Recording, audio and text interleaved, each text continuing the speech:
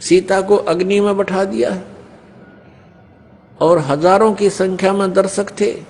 सीता जी नहीं जली और सब ने कहा कि भगवान निष्कलंक है, माई निष्कलंक है। और इतनी कठोर परीक्षा लेकर के वापस अपने घर लाया था और फिर एक व्यक्ति के कहने से श्री रामचंद्र जी ने उसको निकाल दिया, अपनी पत्नी को। तो कहां गई वो उसका अपना जजमेंट? तो ऐसे ये राजा के योग्य भी नहीं थे ये लोग, और हम इनको भगवान मान रहे थे। एक गर्भवती औरत को अपनी को घर से बाहर निकाल देता है, कहीं मरो कहीं जाओ, कोई बात थी? या फिर परीक्षा लेने की क्या जरूरत थी? और क्यों इतनी दुनिया मरवाई, फिर छोड़ देता रहे, रावण के पास ही रहती हो। पुण्यात्माओं, यहां का राजा काल भगवान है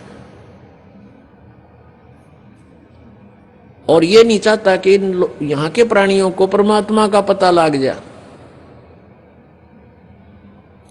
जिस कारण से इसने इनको भगवान सिद्ध करवा रखा था अपने नकली दूतों के माध्यम से। और फिर क्या होता है लास्ट में, श्री रामचंद्र जी ने अश्वमेघ यज्ञ घोड़ा छोड़ दिया कि पूरी पृथ्वी पर शासन प्राप्त करने के लिए कि इस घोड़े को जो पकड़ेगा वो युद्ध करे मेरे साथ। वो घोड़ा उन्हीं के पुत्रों ने, जो सीता जी ने बाहर जाके जन्म दिया था ऋषि वाल्मीकि की कुटिया में, एक पुत्र गर्भ में था, दूसरा फिर वाल्मीकि जी की मिसअंडरस्टैंडिंग के कारण एक घास से यानी कुसा से, या घास होती है डाब, इससे एक लड़का बनाया था। ये अलग कहानी है, फिर बताएंगे। तो लव और कुश नाम से प्रसिद्ध हुए। लव तो सीता के गर्भ से जन्म हुआ था और कुश को वाल्मीकि जी ने अपनी भक्ति शक्ति से उसको बनाया था। लव और कुश युवा थे, उन्होंने वो श्री रामचंद्र जी का घोड़ा पकड़ लिया। फिर उनका पिता पुत्रों का युद्ध हुआ तो दोनों ने छक्के छुड़ा दिए राम के, और सीता जी फिर भी उनके हाथ नहीं आई और वो पृथ्वी के अंदर समा गई। और श्री रामचंद्र जी ने आकर के सरयू नदी के अंदर, अयोध्या के साथ से बह रही एक सरयू दरिया, उसमें जल समाधि ले ली इसी दुख में। अब श्री कृष्ण जी का इतिहास देख लो। श्री विष्णु जी अवतार, श्री कृष्ण जी श्री राम वाली, श्री रामचंद्र जी के जीवन वाला भोग भोग के वो प्राणी श्री कृष्ण रूप में फिर जन्म हुआ।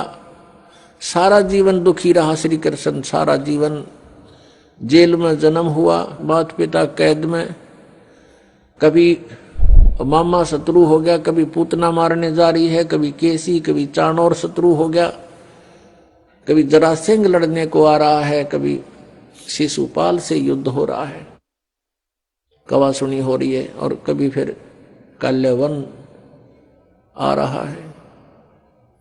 इस दुख में श्री कृष्ण जी ने मथुरा का त्याग कर दिया और ऐसे स्थान पर रहने लगे जहां कोई ना पहुंच सके। समझदार व्यक्ति यही सोचते हैं, राड से बाढ़ अच्छी होती है, झगड़े से बचाव अच्छा होता है।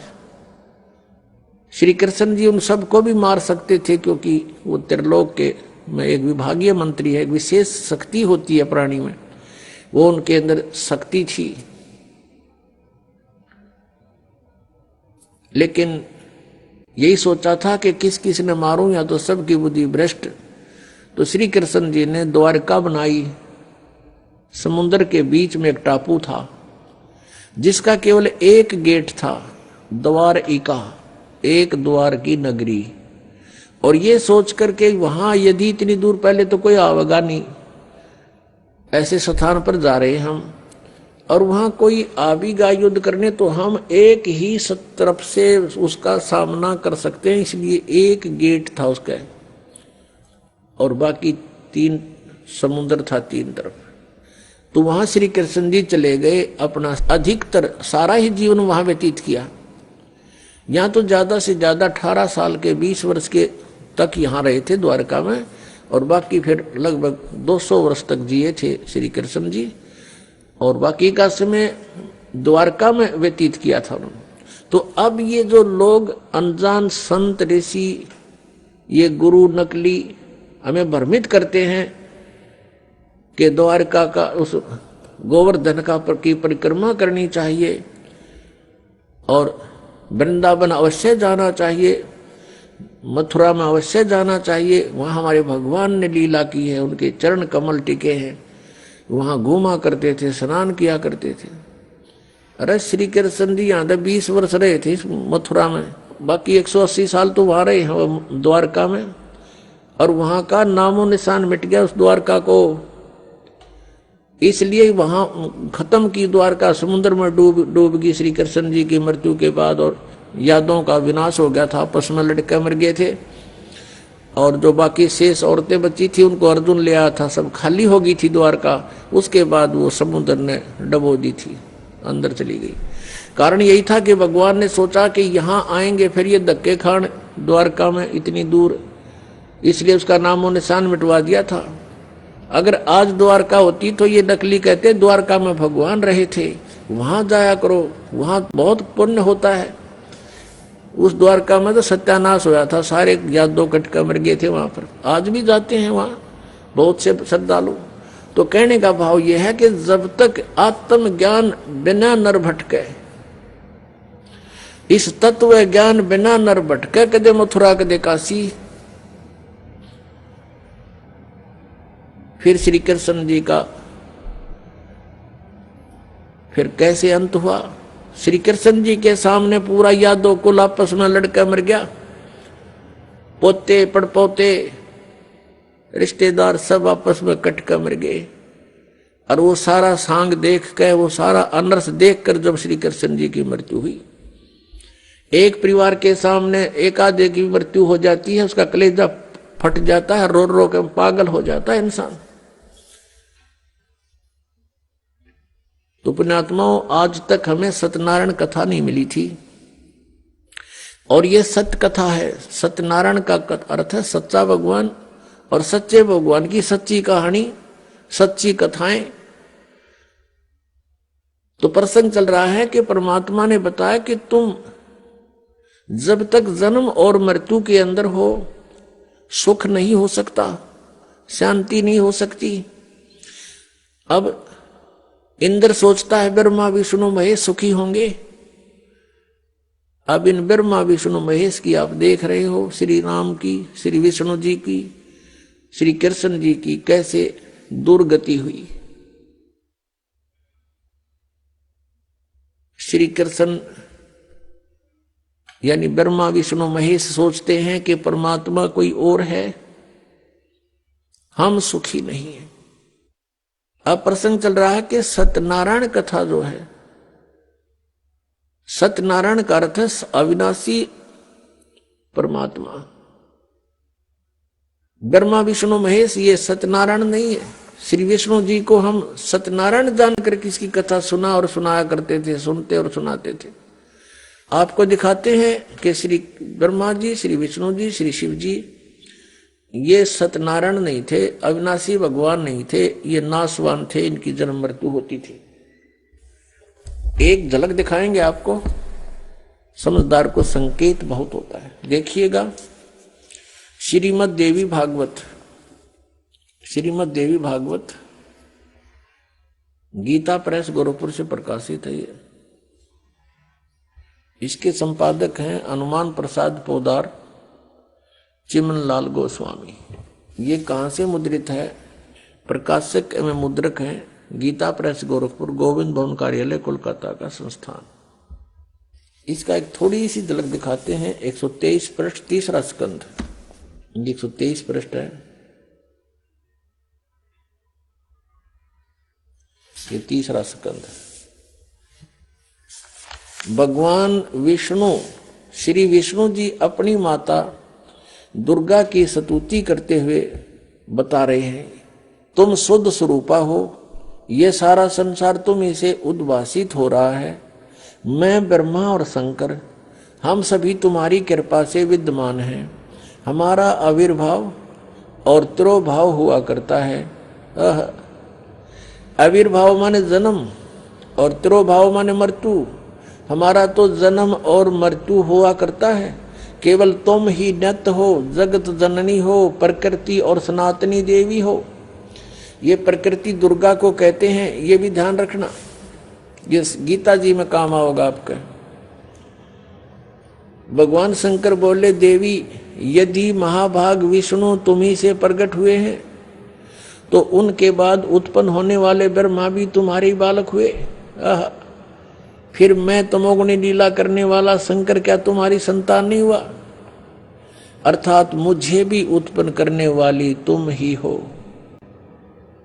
ये स्पष्ट हो गया। शंकर भगवान कहता है कि मैं जब ब्रह्मा भी आपसे उत्पन्न हुआ तो उसके बाद मेरी उत्पत्ति हुई, क्या मैं आपका बच्चा नहीं हुआ? मुझे भी उत्पन्न करने वाली तुम ही हो। शिवे संपूर्ण संसार की सृष्टि करने में तुम बड़ी चतुर हो। ये शिवे उसी को बोलते हैं, दुर्गा को। इस संसार की सृष्टि, स्थिति और संहार में तुम्हारे गुण सदा समर्थ हैं। उन्हीं तीनों गुणों से उत्पन्न हम यानी ब्रह्मा, विष्णु एवं शंकर, रजगुण ब्रह्मा, सतगुण विष्णु, तमगुण शिव जी, शंकर भगवान नियमानुसार कार्य में तत्पर रहते हैं। अब इस पवित्र पुराण ने, इस श्रीमद् देवी भागवत पवित्र पुराण ने 4 कंसेप्ट क्लियर कर दिए। एक तो ये कि ब्रह्मा विष्णु महेश नासवान है, इनकी जन्म मृत्यु होती है, ये सत्यनारायण नहीं है। और दूसरा ये हो गया कि दुर्गा इनकी माता है तीनों की। तीसरा ये हो गया कि रजगुण ब्रह्मा, सतगुण विष्णु, तमगुण शिव जी। और चौथा कंसेप्ट ये क्लियर हो गया कि ये केवल नियमित कार्य ही कर सकते हैं, यानी जिसके भाग्य में जो कुछ लिखा है उतना ही दे सकते हैं। दुख है तो दुख ही देंगे, ये उसमें परिवर्तन नहीं कर पाओगे। और सुख है आपके भाग्य में तो उसको भी यदि आप इनकी भक्ति करते हो तो निर्बाध दिला देंगे। लेकिन ये कर्म, आपके कर्म में दुख है तो उसको परिवर्तन नहीं कर सकते। ये किसी भी प्रकार के पाप कर्म दंड का नाश नहीं कर सकते, ना संचित कर्म को नाश कर सकते और न ही ये प्रारब्ध के कर्म का नाश कर सकते। और संचित जो हम कर रहे हैं, जो क्रियावान है, ये भी उसको नहीं बदल सकते। जैसे महाभारत का युद्ध हुआ, श्री कृष्ण जी ने बहुत कोशिश की, यानी विष्णु जी ने, कि ये युद्ध ना हो। उनकी 100 प्रयत्न करने पर भी युद्ध होकर ही रहा। तो जो क्रियावान कर्म थे वह भी ना बचे, उनको भी नहीं चेंज कर सके। नित कितना अनर्थ हुआ, करोड़ों व्यक्ति मारे गए। वो सारा पाप पांडवों के सिर पर रखा गया। और प्रारब्ध के कर्म को ये अपना भी नहीं काट सकते। प्रारब्ध तो दूसरों का कैसे काटेंगे? जैसे श्री राम रूप में श्री रामचंद्र जी ने सुग्रीव के भाई बाली को मारा था। धोखा देकर वृक्ष की ओट लेकर तीर मारा था, उसका भी बदला देना पड़ा, वो भी कर्म दंड भोगना पड़ा। उसके प्रारब्ध में लिखा गया वो कर्म श्री कृष्ण रूप में। जो बाली वाली आत्मा थी वो तो एक शिकारी बना, और श्री राम वाली आत्मा श्री कृष्ण बने। और श्री कृष्ण जी का वध विषाक्त तीर यानी जहर से बुझे हुए तीर मारकर उस एक शिकारी ने उनका वध किया। तो उनका अपना भी कर्म भोगना पड़ा उन भगवानों को, जिनकी हम गुण गाया करते थे, जिनको सर्वशक्तिमान बताया करते थे, तो वो भी सर्वशक्तिमान नहीं पाए। ये अविनाशी भी नहीं पाए, क्योंकि इनकी जन्म मृत्यु होती है। इनके पिता कौन है? इनके पिता काल रूपी ब्रह्म है। पुण्यात्माओं, सत्संग के अंदर परमात्मा की याद दिलाई जाती है, आत्मा और परमात्मा की स्थिति बताई जाती है। कौन से कर्म अच्छे हैं कौन से बुरे हैं ये याद दिलाई जाती है। और आपको जो मिशन से जुड़ता है, जो भगवान चाहता है, उसको स्ट्रिक्टली कहा जाता है कि ये पाप नहीं करोगे, ऐसा नहीं करोगे तो तुम सफल होगे, सच्चाई है ये। तो फिर वो आपके क्रियावान कर्म भी बदलवा दिए जाते हैं। जैसे कोई शराब पीता है, कोई चोरी करता है, कोई मिलावट करता है, कोई जारी करता है, कोई और बकवाद करता है, वो सब छुटवाई जाती है। वो क्रियावान कर्मों को भी चेंज कर दिया जाता है। प्रारब्ध के अंदर आपकी किस्मत में कोई जबरदस्त दुख है, उसको भी परमात्मा हल्का करके नाश कर देते हैं। परमेश्वर शरण में आने से आई टले बला, और जय मस्तिष्क में जय भाग्य में सूली हुआ काटे में टल जा। यदि आपके भाग्य में कहीं मृत्यु दंड लिखा हो, कहते कांटा लाग के, मनमाने ठोकर लाग के, अंगूठा फूट के जीवन बच जा, इतना हल्का करके परमात्मा वो कबीर परमेश्वर आपके प्रारब्ध में लिखे हुए पाप कर्म का विनाश कर देते हैं। और संचित जो कर्म आपके वहां रखे हैं डिपॉजिट, उसका भी नाश कर देते हैं। क्या बताते हैं परमेश्वर अपनी महिमा, आप ही बताओ आकर के। जब ही सतनाम हृदय धरो, भयो पाप को नाश, जैसे चिंगारी अग्नि की भाई पड़े पुराने घास। हमारे संचित कर्मों का ढेर लगा पड़ा है। हम आप जी को अब मिली है सत साधना, जो सच्ची साधना करनी चाहिए थी। इस सत साधना को ना करके हम जितने भी क्रियाएं करते थे वो शास्त्र विधि को त्याग कर मनमाना आचरण था, वो भगवान के विधान के विपरीत था। श्रीमद् भगवत गीता अध्याय नंबर 16 के श्लोक नंबर 23 में लिखा कि अर्जुन, शास्त्र विधि को त्याग कर जो मनमाना आचरण करते हैं, अर्थात मनमानी पूजाएं करते हैं, शास्त्र जो शास्त्र अनुकूल नहीं है, तो उनकी न तो गति होती है और न ही उनको कोई सुख होता है और न ही उनको कोई सिद्धि प्राप्त होती है, अर्थात यूजलेस। और इन तीन कामों के लिए ही हम भगवान की भक्ति करते हैं। और वही उन साधनाओं से कोई लाभ नहीं होता जो शास्त्र विधि को त्याग कर मनमाना आचरण करते हैं। तो उन क्रियाओं से हमें पुण्य बना नहीं, भक्ति धन जुड़ा नहीं, और जो साधना हम करते थे शास्त्र विधि को त्याग कर, उससे पुण्य के स्थान पर पाप बनते रहे। हम जिस लोक में रह रहे हैं ये काल का लोक है, यहां सुख नहीं, यहां तो सारा निर्दयी कार्य है इस भगवान का, क्योंकि जिसका नाम काल है, जो है ही कसाई, तो वहां सुख कैसे हो सकता प्राणी को। अब इसने ये खुद कहता गीता जी अध्याय नंबर 11 के श्लोक नंबर 32 में श्रीमद् भगवत गीता में कि अर्जुन, मैं काल हूं और सबको नष्ट करने के लिए प्रवृत्त हुआ हूं। अर्जुन 11वें अध्याय के 21वें श्लोक में कह रहा है कि ये भगवान, आप तो देवताओं को भी खा रहे हो, आप तो ऋषियों के भी खा रहे हो, और इस ऋषियों का समुदाय आपके आगे हाथ जोड़ रहा है, मंगल हो, बख्श दो। आप तो इनको भी खा रहे हो। ये कहता मैं तो काल हूं भाई, मैं ना छोड़ दूं किसी ने, और तू ना युद्ध करेगा तो भी मारूंगा इनको, ये तो मार रखे मैंने। तो पुण्यात्मा जो खुद न्यो का मैं काल हूं और उसको हम भगवान मान रहे, हम तो सांप पूज रहे थे, सर्प। अब श्री कृष्ण काल नहीं थे। श्री कृष्ण जी ने इस गीता के ज्ञान से पहले अपने आप को कभी काल नहीं कहा और उसके बाद कभी अपने आप को काल नहीं कहा। ये तो काल जो है ये 21 ब्रह्मांड का स्वामी है और ब्रह्मा विष्णु महेश का ये पिता है। ब्रह्मा विष्णु महेश जी की दुर्गा माता है और ये इसको श्राप लगा हुआ ब्रह्म को, इस काल कहो चाहे ब्रह्म कहो, ये काल रूपी ब्रह्म भी कहलाता है। तो उस श्रापवश इसने 1,00,000 मानव शरीरधारी प्राणी नित आहार करना पड़ता है, और उसके लिए हमें यहां रोक रखा है इसने।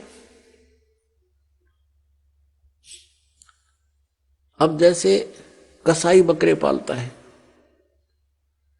उन बकरों को सब सुविधाएं तो देता है वो, जैसे एक चारों तरफ से उनको बाड़ बना दी, कोई हिंसक पक्षी पशु और ना खा जाए उनको, और चरागाह बनवा दिया उनके लिए, घास फूस बोझड़े झाड़ उड़ा खूब उत्पन्न हो गए, एक तालाब बनवा दिया, एक शेड डलवा दिया घास फूस का, यानी झोंपड़ी, सर्दी लगे तो उसमें आ जाएं, वर्षा आवे तो उसके नीचे खड़े हो जाएं,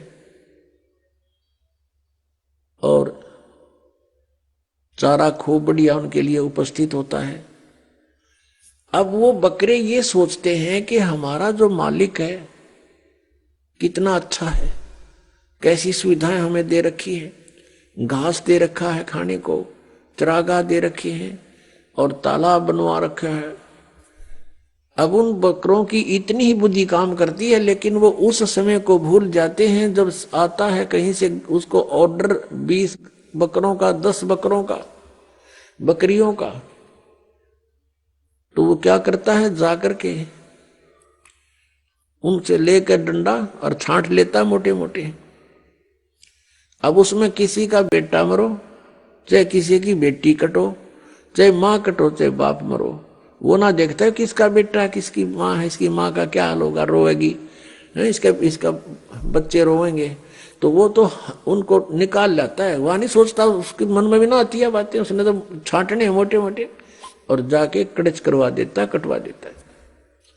तो यही हालत आप जी की हमारी यहां पर हो रही है। आप देखते हो दुर्घटना में परिवार नाश हो जाता है,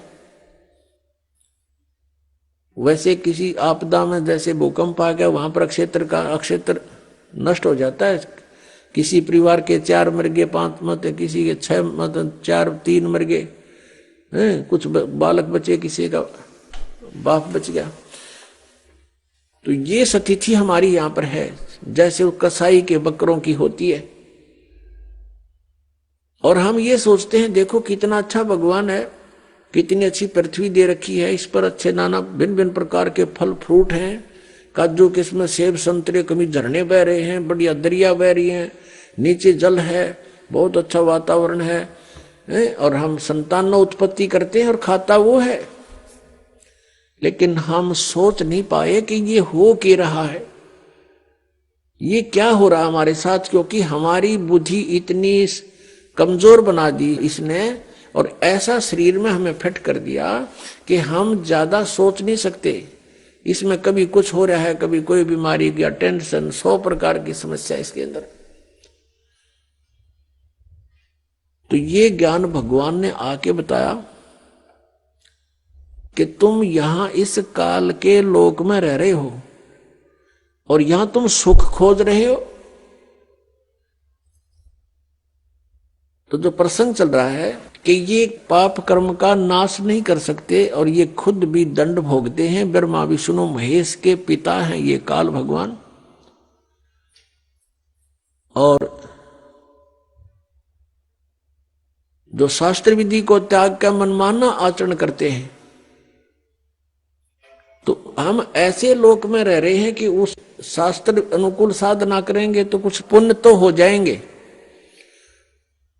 लेकिन पाप भी पैरेलल होंगे तो वो अलग से लिखे जाते हैं। जब तक हम परम पूज्य कबीर देव परमेश्वर की शरण में नहीं आते, और वो भी परम संत के माध्यम से, नकली संतों से भी परमात्मा से कनेक्ट नहीं हो सकोगे, चाहे वो कबीर पंथी भी कहलाते हैं, क्योंकि उनके पास वो मंत्र नहीं है जिससे परमात्मा हमें लाभ दे सकता है। अब जैसे कोई गणते डंडी काटे तो कोई प्रॉपर वे थोड़ा ही है, वो तो बकवाद है। डंडी काटनी है तो तिखा कुआड़ा चाहिए, कट्टा कट कर दे 1 घंटे में साफ, और उस गणका लगा रहो चाहे 10 दिन तक कंडे मोर होले। तो साधन ठीक हो परमात्मा के पाने का, परमात्मा मिलेंगे। तो प्रसंग चल रहा है कि जिस लोक में हम रह रहे हैं ये ऐसे निर्दयी का लोक है। आप यहां अपने पेट के लिए जा रहे हो, जाना पड़ता है, रास्ते में कीड़ी मकोड़ी ना जाने कितने जीव जंतु आपके पैरों के नीचे कुचले जाते हैं, और ये पता भी होता है और फिर भी नहीं बचा जा सकता हमसे। परमात्मा कहते पृथ्वी ऊपर पग जो धारे और करोड़ जीव एक दिन में मारे। अब कहने का भाव यह है कि जो हम साधना करते थे शास्त्र विधि को त्याग के, उनसे पुण्य तो कोई बना नहीं था क्योंकि वो शास्त्र विरुद्ध होगी, और पाप अपने आप बने थे। जैसे 1 एकड़ जमीन है, यानी कोई 2-4 एकड़ जमीन है, उस जमीन में, उस पृथ्वी पर यदि उस जमीन से हम कुछ लाभ लेना चाहते हैं, जैसे कणक उगाना चाहते हैं, गेहूं चना बाजरा ज्वार कोई भी फसल हम बनाना चाहते हैं, तो उसके लिए हमने एक विशेष प्रयत्न करना पड़ेगा। वो घास पहले वाला काटना पड़ेगा, उसमें कोई झाड़ बोझड़े उग गए हैं वो काट काट के बाहर करने पड़ेंगे, और फिर हल से ट्रैक्टर से यानी परिश्रम करना पड़ेगा और पैसे लगाने पड़ेंगे। अपनी मेहनत से, मजदूरी से या पैसे से उसकी गुडाई करनी पड़ेगी। फिर बीज डालना, वो भी पैसा, यानी बीज जो डालेंगे चाहे मोल लाकर डालेंगे या अपने घर से डालेंगे तो वो भी पैसा ही लग रहा है। फिर सिंचाई का, उसके ऊपर फिर अपनी पर्सनल मेहनत, ये सब इतना व्यय करके और समय भी सारा दिन उसी के चक्कर में लगे रहना, तब जाकर के कहीं फसल बनती है, गेहूं प्राप्त होते हैं। और उसी जमीन, उसी पृथ्वी को आप बिल्कुल ना छेड़ो, कुछ ना करो, उसमें भी फिर भी अपने आप अड़ंगा उग गया होगा, अपने आप इतना कुबाड़ो उसके अंदर उत्पन्न हो जाएगा, वो दिखे भी नहीं पृथ्वी है यहां पर, तो वो यूजलेस है। तो पुण्यात्मा, वो घास तो आप पे बन गया, वो अड़ंगा कुबाड़ तो आप पे उग गया, और फसल बनाने के लिए कितना प्रयत्न करना पड़ा, और वह भी फसल हुआ तो वरना भी हुआ। यहाँ के जो साधनाएं थी वो ऐसे टाइप की थी जैसे कोई इंद्र की गद्दी प्राप्त करने के लिए, स्वर्ग का राजा बनने के लिए तप या यज्ञ करते हैं, तो उनकी यज्ञ या तपों को खंड करवा दिया करता था वर्तमान राजा इंद्र। क्योंकि यहां राजनीति चलती है, धर्म नीति नहीं चल सकती। धर्म नीति तो परमात्मा के चरणों में आने के बाद हम राज्य की इच्छा त्याग कर ही धर्म नीति को पर चल सकते हैं, उसको सफल कर सकते हैं। तो इंद्र अपनी राजनीति के आधार से कि कहीं कोई तेरी गद्दी प्राप्त करने की योग्य कोई ऐसा धार्मिक अनुष्ठान ना कर ले, तो उनको खत्म करवा देता था, किसी ना किसी कारण से खंड करवा देता। तो वो समझ ले जैसे किसान यहां पर खेती तैयार करता है, ओले आगे या वर्षा फ्लड आ गई, हो गया नाश बने बनाए का, या आग लग जा बनी बनाई फसल गेहूं का। तो यहां कहने का भाव ये है कि इतनी मेहनत के बाद भी आशा नहीं कि घर आ जाएगी, और घर आती है तो कितना प्रयत्न, और वैसे उसमें अड़ंगा वैसे उग गया उस जमीन में। तो ये हम जिस लोक में रह रहे हैं ये ऐसा स्थान है कि हमने अगर पुण्य करने पड़ेंगे इस शरीर से तो मेहनत करनी पड़ेगी, काम भी छोड़ना पड़ेगा, 10 रुपए भी लगाने पड़ेंगे, तब हम पुण्य प्राप्त कर सकते हैं। और साधना हमारी शास्त्र अनुकूल हो, शास्त्र विधि को त्याग कर मनमाना आचरण ना हो, तो तब हमें पुण्य मिलेंगे और पाप बराबर में लिखे जाएंगे। पाप अलग लिखे जाते हैं, पुण्य अलग लिखे जाते हैं। जब तक हम कबीर परमेश्वर की शरण में नहीं आते हैं, परम संत के माध्यम से हैं, तब तक हम जो साधना करते हैं चाहे वो शास्त्र अनुकूल भी क्यों ना हो, तो भी हमारी दोनों लिखे जाएंगे, पुण्य न्यारे पाप अलग, और दोनों ही हमें प्राप्त होंगे। उन भक्ति वाली साधनाओं का तो स्वर्ग महास्वर्ग में जिस झूठे सुख को सुख मानते हैं वहां मिलेंगे, और जो पाप अलग लिखे हुए हैं वो मिलेंगे अपने नरक में, या फिर 84 लाख योनियों में, या फिर मनुष्य जीवन प्राप्त होगा, उसमें भी कुछ मिश्रण किया जाता है पाप और पुण्यों का। तो कहने का भाव ये है कि जहां हम रह रहे हैं वो और जिन भगवानों को हम पूज रहे हैं उनकी पूजाओं से हमारे संचित कर्म नहीं कट सकते। प्रारब्ध का जो कर्म, प्रारब्ध का कर्म वो होता है जो हमारे जीवन में लिख दिया जाता है, जिसको हम भाग्य बोलते हैं, किस्मत, वो दोनों भोगने पड़ेंगे। और कबीर परमेश्वर की शरण में आने के बाद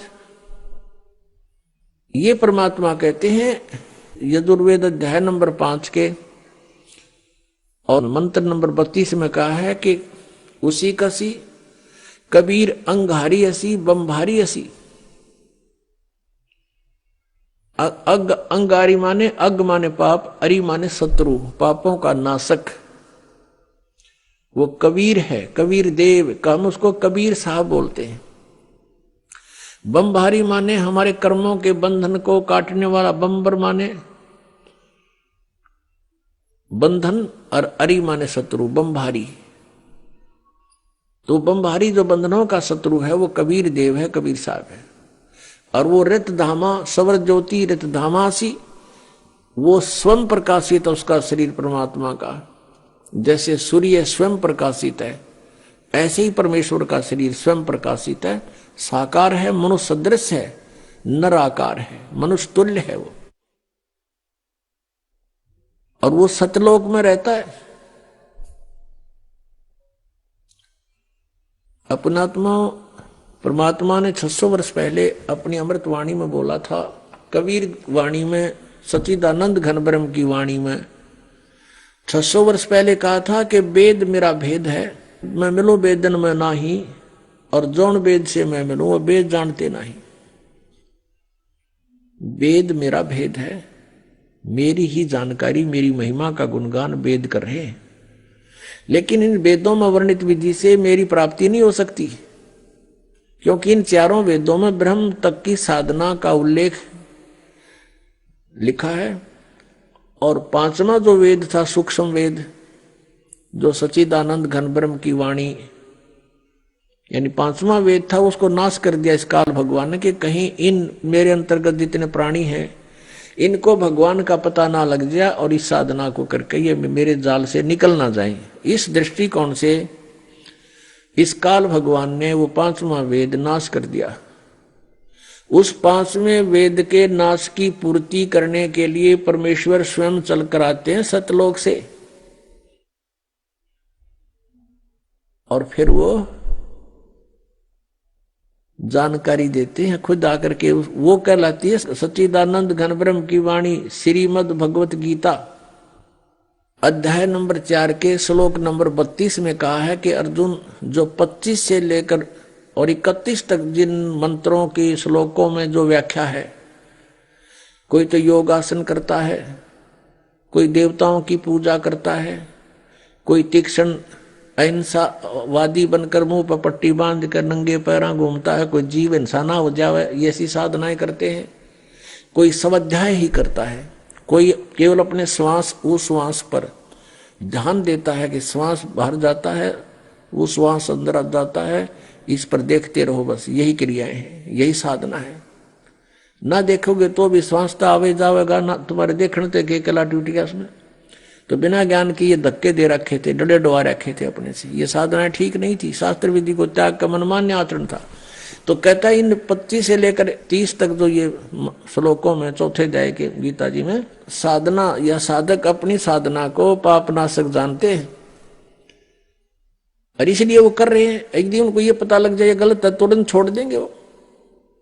तो फिर कहा गीता जी अध्याय नंबर 4 के श्लोक नंबर 32 में कि वो यथार्थ ज्ञान इन यज्ञों का जो यज्ञ कर रहे हैं ना, परमात्मा पाने के लिए ट्राई कर रहे हैं, यज्ञ माने धार्मिक अनुष्ठान, इन धार्मिक यज्ञों की अनुष्ठानों की जानकारी बहुत विस्तार के साथ लिखी है सच्चिदानंद ब्रह्म की वाणी में।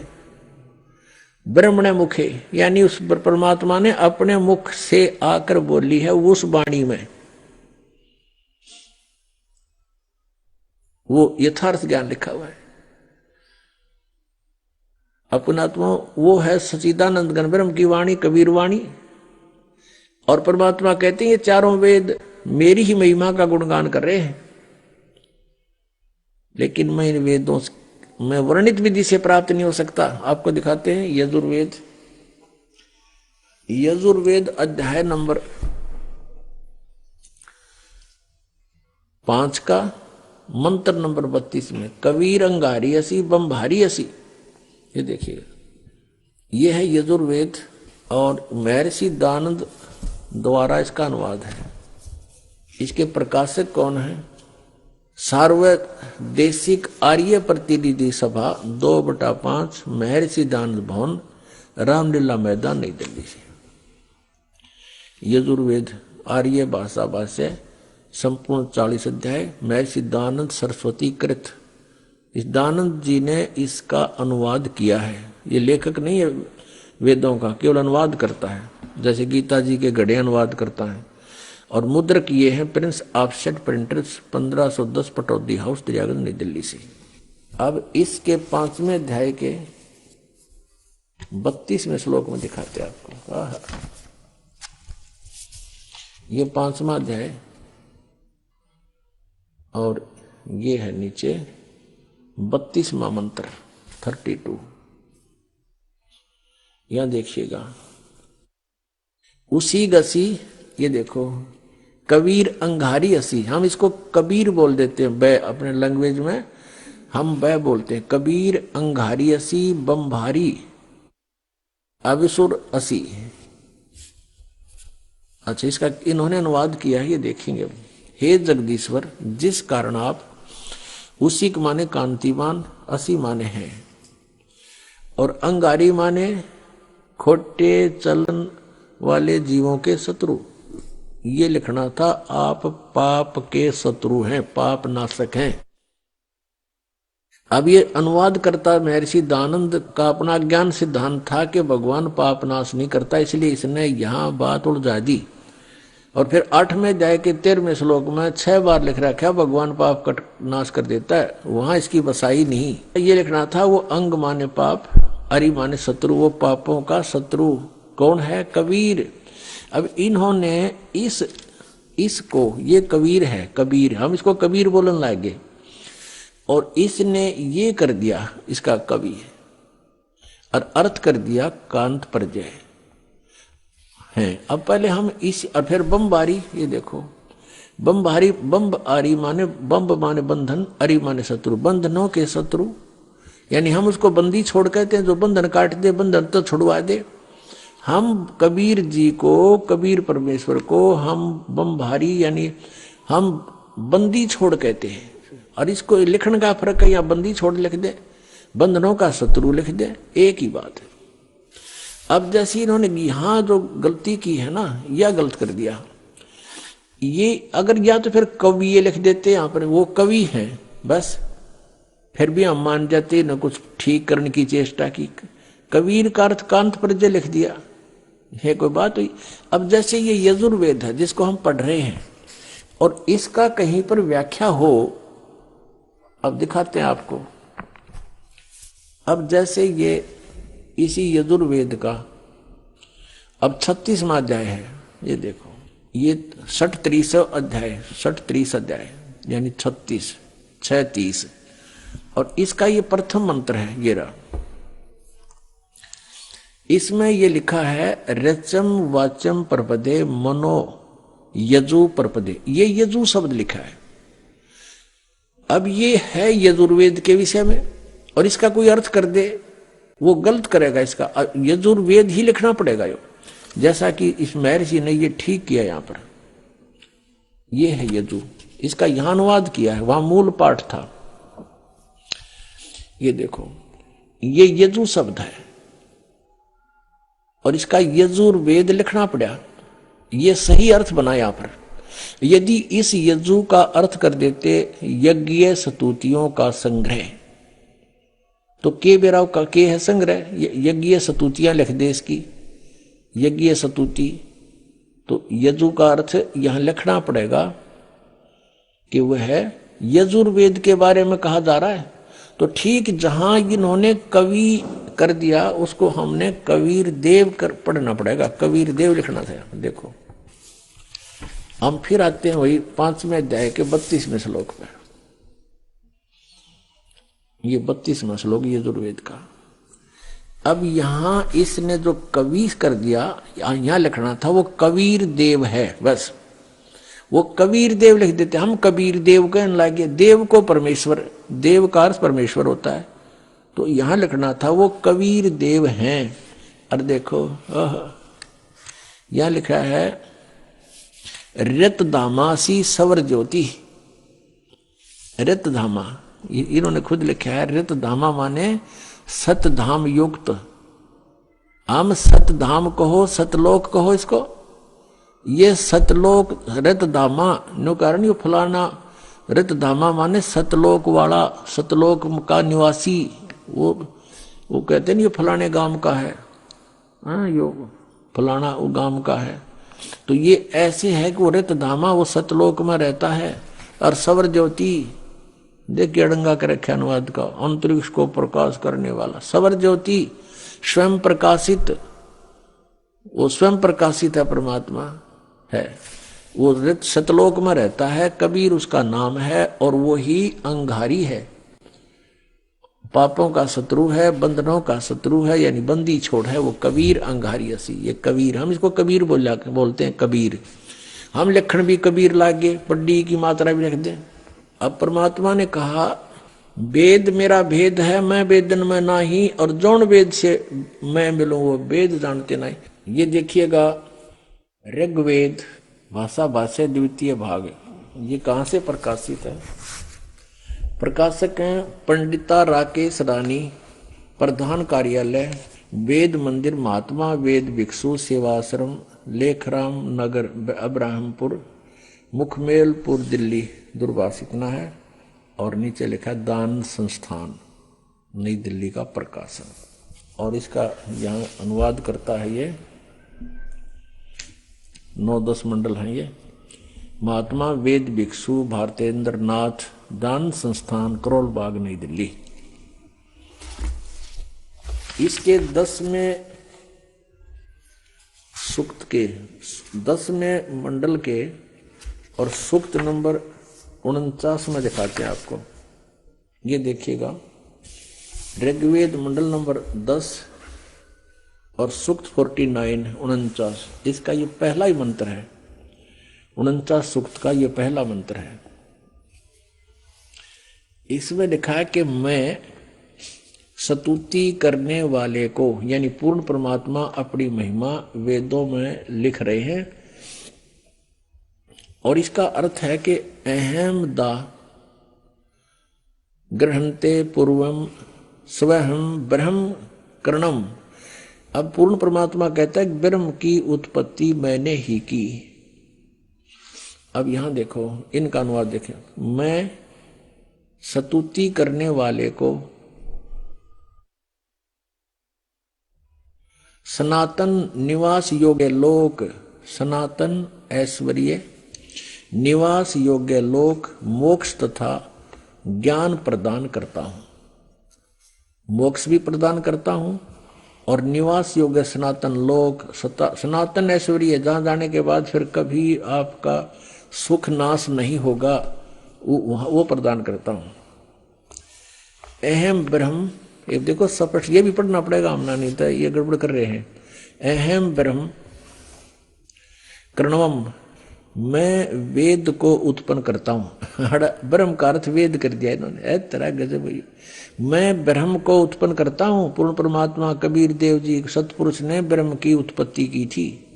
फिर मूल संस्कृत पढ़ो, अहम माने मैं, ब्रह्म माने ब्रह्म को, करणव उत्पन्न करता हूं, मैं ब्रह्म को उत्पन्न करता हूं। ठीक है, इन्होंने जहां थोड़ी बहुत गलती करी है अनुवाद में, उसको हम शुद्ध कर लेंगे अपने ज्ञान से। और यह वेद मेरी ही महिमा की वृद्धि करता है। ये वेद मेरी ही महिमा करता है, चारों वेद मेरी ही महिमा गा रहे हैं। यज्ञ दान सत्संग करने वाले को सन्मार्ग में आदेश करने वाला मैं ही हूँ। करे करावे साईं अमन में लहर उठा और दादू सिरदर जीव के आ बगल हो जा। कहता सब ये दान पुण्य सत्संग पुण्यात्मा जो मेरे से जुड़ गए हैं उनको मैं ही लाता हूँ। यहाँ पर मैं ही सन्मार्ग का आदेश करने वाला मैं ही हूँ। मैं सकल युद्ध में न देने वाले कुसंगी यज्ञशील जनों को ही हराता हूँ। हराता है यानी हराता हूँ, यानी कहने का भाव यह है कि ये मैंने तो ब्रह्म की उत्पत्ति की है और जो मेरी सतभक्ति करते हैं, मेरी सतुति करते हैं, उनको सनातन लोक, सनातन माने शाश्वत स्थान प्राप्त कराता हूँ।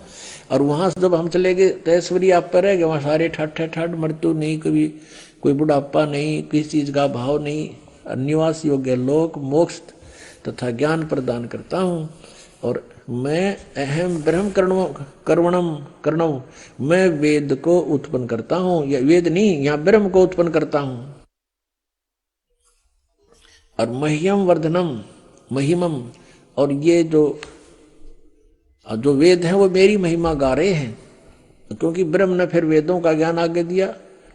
अब कहने का तात्पर्य यह है कि हम जिन सदग्रंथों को सही मानते थे, सत्य मानते थे और मानते हैं, उनको हम समझ नहीं सके।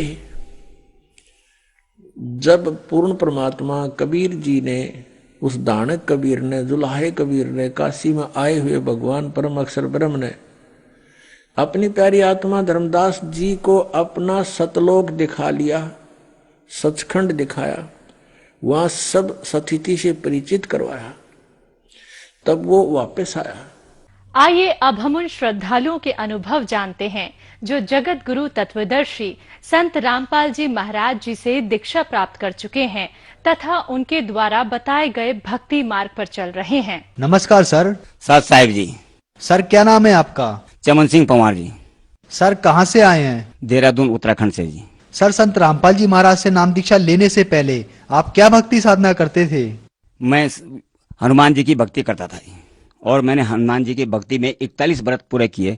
जब 41 व्रत पूरे किए, उस भक्ति में मुझे हनुमान जी के दर्शन हुए। उन्होंने कहा कि बोल तुझे क्या चाहिए? मैंने कहा मुझे गुरु भक्ति चाहिए। उन्होंने कहा कि 1 हफ्ते के अंदर तुम्हें गुरु भक्ति मिल जाएगी, गुरु के दर्शन होंगे। तो मैं ये ढूंढता हुआ, उस समय राधा स्वामी का बड़ा बोलबाला था, तो राधा स्वामी का बोलबाला, हमने सोचा कि सच्चे गुरु यही हैं, तो हमने ठा करके 1 हफ्ते के अंदर ज्वाइनिंग कर दिया। 1987 में मैंने नामदान लिया था। उसके बाद मैंने मतलब ये सेवा करता रहा। सेवा करने के बाद जहाँ जहाँ जत्थे जाते थे उन जत्थों में भी मैं जाता था। जहाँ लंगर की सेवा होती थी उन लंगर की सेवा में भी मैंने जत्थे किए। रुद्रपुर की सेवा में किया, लखनऊ की सेवा में मैं जत्थेदारी में गया था। उसके बाद मतलब ये सिकंदरपुर में उसमें गया, नेपाल की सेवा में मैं गया। जहाँ जहाँ जत्थे होते थे मैं उन जत्थों में लगातार सेवा में जाता रहता था। जत्थेदारी करते थे तो उन लोगों के अंदर घमंड हो जाता था, तो वो घमंड से मतलब क्या करते थे, हर किसी को डांटना फटकारना और जबरदस्ती मतलब वो की सेवा में दबाव बना के रखते थे। फिर इसी वजह से मतलब मैंने जत्थेदारी का मुझे चॉइस में मैंने जत्थेदारी छोड़ दी। उसके बाद फिर मुझे फिर ये लंगर की सेवा का जत्थेदार मिला। फिर मैंने वो लंगर की सेवा करता रहा। उसके बाद मैंने पूरे 30 साल तक मैंने राधा स्वामी की सेवा में बिताए। 30 साल पूरे करने के बाद जहाँ जहाँ जत्थे जाते थे वहां मैं जाता रहता था। जितने भी जत्थे जाते थे, जितने भी सेवा होती थी, मैं हर सेवा में मतलब कि आता जाता रहता था। परंतु जब मुझे इस चीज का पता चला ये जो नाम दे रहे हैं ये सब व्यर्थ जा रहा है और ये सारी काल की भक्ति हो रही है। मैंने 30 साल के राधा स्वामी की भक्ति करने से मुझे कोई बेनिफिट नहीं हुआ।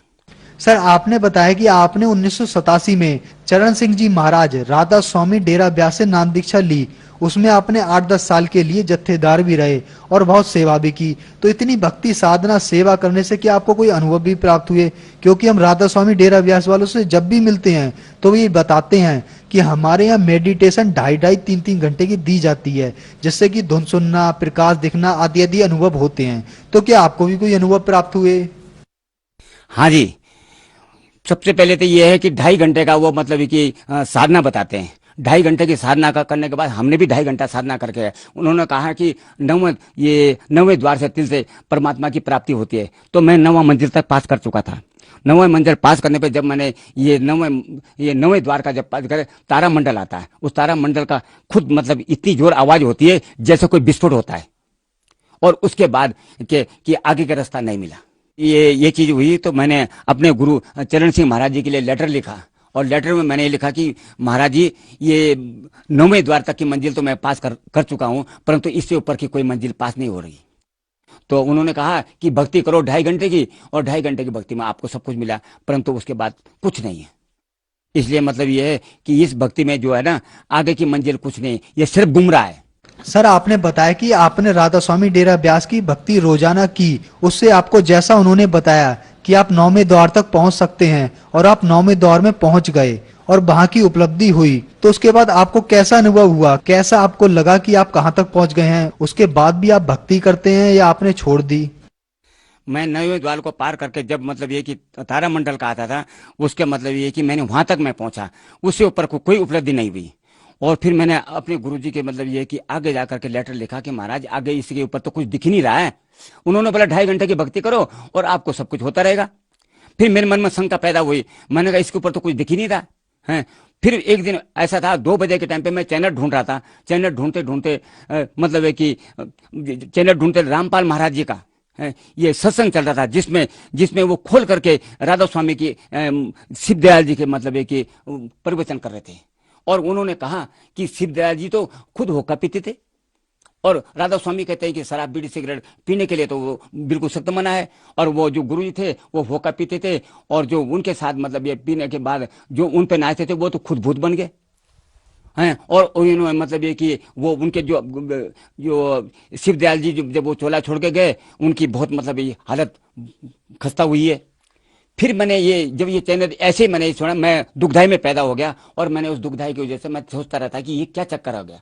फिर एक दिन ऐसे ही चैनल चल रहा था, 2 बजे 2:30 बजे के करीबन चैनल आया, महाराज ये रामपाल महाराज जी का सत्संग आ रहा था, जिसमें ये खुल करके बता रहे थे, जिसमें राधा स्वामी में ये तो बताते ही नहीं है कि 5 मतलब ये जो ब्रह्मा विष्णु महेश की जो ये पूजा करते हैं, इसमें तो बिल्कुल खंडन करता है। और उन्होंने इसमें भी बताया, इसमें भी कहा उन्होंने कि देवी देवता की कोई पूजा नहीं होती, किसी की कोई पूजा नहीं होती, बस खाली 5 नाम जपो, और 5 नाम जपने के बाद तुम्हें भगवान की परमात्मा प्राप्ति हो जाएगी। उसके बाद मतलब ये कि कोई नहीं। और जितने भी मैंने सत्संगी देखे हैं, किसी न किसी तरीके से पीड़ित हैं, और नहीं उनको परमात्मा की प्राप्ति हुई। ये सब मतलब ये कि गुमराह करके काल के जाल में धकेल रहे हैं। अपना आप तो गए, पर इन्होंने औरों को भी मतलब काल के जाल में धकेल दिया है। सर, जैसा कि आपने बताया, आपने राधा स्वामी डेरा ब्यास से दी गई भक्ति को रोजाना किया, 2.5 घंटे मेडिटेशन की, उसके बाद आपको उपलब्धि भी प्राप्त हुई कि आपने 9वां द्वार वो जैसा बताते हैं क्रॉस कर दिया। तो उस सब भक्ति साधना से और भी कोई आपको भौतिक, मानसिक, शारीरिक लाभ प्राप्त हुए? नहीं सर, कोई लाभ नहीं हुआ, इसमें कोई लाभ नहीं हुआ। मैं इतने साल भक्ति करने के बाद भी मुझे उससे कोई लाभ नहीं हुआ, बल्कि और परेशानियां नजर आ रही थी। परेशानी ये थी, कोई भी काम काज जो भी मतलब किसी होता था, हानियां होती रहती थी, कोई परेशानियां किसी चीज में उपलब्धि नहीं हुई। जो भी मतलब कोई कारोबार होता था, मतलब ये कि इसमें कोई भी किसी तरह से मतलब ये कि मुझे लाभ नहीं हुआ। जिसके कि मतलब कि भक्ति करने से आदमी को लाभ होता है, या कुछ भी नहीं तो गुरु भक्ति से कुछ फायदा मिलता, उससे भी कोई फायदा नहीं हुआ। 2.5 घंटे के करने के बाद क्या होता था कि घुटनों में दर्द हो जाता था, कमर में दर्द हो जाता था, परेशानी, उससे कोई लाभ तो होता नहीं था। सबसे पहले तो बैठने से क्या होता था, घुटनों का दर्द हो जाता था, कमर में दर्द हो जाता था। उन दर्दों से मतलब परेशानियां ज्यादा होती थी, और परेशानी इतनी होती थी कि उठने जुटने में भी परेशानियां होती थी। और इतना करने के बावजूद भी मुझे उससे कोई लाभ नहीं हुआ। संत रामपाल जी महाराज की जानकारी आपको कहाँ से मिली? एक दिन में टीवी चैनल देख रहा था, चैनल को घुमाते 2:30 बजे के टाइम की बात है, तो रामपाल महाराज जी का चैनल चल रहा था। तो जब मैंने देखा तो चैनल रोक करके फिर मैंने पीछे बैक करा। बैक करने के बाद देखा तो महाराज जी चैनल ये मतलब ये कि रामपाल महाराज जी का ये आ रहा था, जिसमें ये बता रहे थे कि राधा स्वामी की टाइम से वो बहुत मतलब ये कि खोल करके बातें बता रहे थे। तो मैंने देखा कि ये हमारे गुरु की तो बुराई कर रहे हैं। मैं तो चरण सिंह महाराज जी मेरे गुरु हैं, और मैंने 1987 में मैंने नाम लिया, और जिनको ये कह रहे हैं कि इनके बढ़ करके कोई मतलब गुरु नहीं है, तो ये कहते हैं कि मतलब ये कि उनके तो गुरु जी होका पीते थे, उनके तो पीछे कोई गुरु ही नहीं है। मैंने लेटर लिख करके कहा उनको कि जो उनके साथी थे, मैंने उनको बोला भी हमारे गुरु जी जो तुम चरण सिंह महाराज जी को बताते हैं, इनके गुरु बताते हैं, ये तो मतलब खुद अधूरे गुरु हैं, इनके पास तो भक्ति है ही नहीं। तो जब मैंने फिर एक किताब ली, ज्ञान गंगा, ज्ञान गंगा में मतलब खुल करके मतलब उसमें दिखाया गया कि पूरे ब्रह्मांड की रचा हुआ पूरी सृष्टि का मतलब रचाया बता करके खोल करके विधि विधान से बताया गया। जब मैंने वो किताब पढ़ी मैंने सोचा कि वो हो, मैंने तो 30 साल बेकार कर दिए। 30 साल तक मैंने राधा स्वामी भक्ति करी तो मेरा तो ये सब कुछ बेकार कर दिया है। फिर जाकर के मैंने जब 1 महीने तक मैंने ये चैनल देखा और मैंने ये पढ़ा, 11/8/2017 में मैंने रामपाल महाराज जी की शरण में जाकर के नाम दीक्षा ली है। सर आप राधा स्वामी पंथ से 30 साल से जुड़े रहे और उसके बाद 2017 में संत रामपाल जी महाराज की शरण में आए। तो संत रामपाल जी महाराज जबकि 3 साल से जेल में हैं और राधा स्वामी पंथ जिसकी पूरे भारत में तथा विदेशों में भी तूती बोलती है, इतने बड़े पंथ को छोड़कर आप संत रामपाल जी महाराज की शरण में आए, तो आपको ऐसा नहीं लगा कि आप कहीं गलती कर रहे हैं? नहीं सर, मैं कोई गलती नहीं कर रहा। राधा स्वामी जो पंथ है ये 9वें द्वार और 10वें द्वार तक ही सीमा बताते हैं, इसी को सचखंड कहते हैं। और इसी सचखंड के में सारी दुनिया को इन्होंने इसी सचखंड में ही उलझा रखा है। और ये 9वें द्वार तक और 10वें द्वार तक जो है ये काल का ही जाल है, जो कि ये भक्ति भी काल की करवाते हैं। संत रामपाल जी महाराज से नाम दीक्षा लेने के बाद आपको क्या क्या लाभ हुए? सबसे पहले मेरे हाथ पांव में दर्द होता था, ये बीमारी का जकड़ से हाथ पांव घुटनों में सब दर्द होता है। अब जब से मैंने ये रामपाल महाराज जी से नाम दीक्षा ली तब से मैं स्वस्थ और सही सलामत ठीक हो गया। मेरे घर का कलेश होता था, लड़कों का बच्चों का बहुत परेशानियां रहती थी। ये सब जब से मैंने रामपाल महाराज जी से नाम दीक्षा ली तब से बच्चों का भी आपस में तालमेल सही हो गया, घर गृहस्थी का भी सही हो गया और कारोबार में बड़ी अड़चन आती थी, लोग बड़े परेशान होते थे। मतलब इस बात से उनसे भी मुझे बेनिफिट हुआ। सर संत रामपाल जी महाराज से नाम दीक्षा लेने के बाद आपको बहुत सारे लाभ प्राप्त हुए। आप भक्त समाज को क्या संदेश देना चाहते हैं? मैं भगत समाज को ये संदेश देना चाहता हूँ कि ये सब नकली गुरुओं को छोड़ करके आप रामपाल महाराज जी के शरण में आए और दीक्षा लें और अपने इस मुक्ति मार्गों को अपनाएं। सर संत रामपाल जी महाराज से नाम दीक्षा लेने के लिए भगत समाज को क्या करना होगा? रामपाल महाराज जी के सत्संग टीवी पे हर चैनलों पे मतलब सत्संग आता है, उसमें एक पीले रंग की पट्टी लगी हुई है। उन नंबरों पे आकर के आए और अपने नजदीक के सत्संग घर बने हुए हैं रामपाल महाराज जी के, उन पे जाकर के नाम दीक्षा लें और अपना मोक्ष प्राप्त करें। धन्यवाद जी। साथ साहिब जी।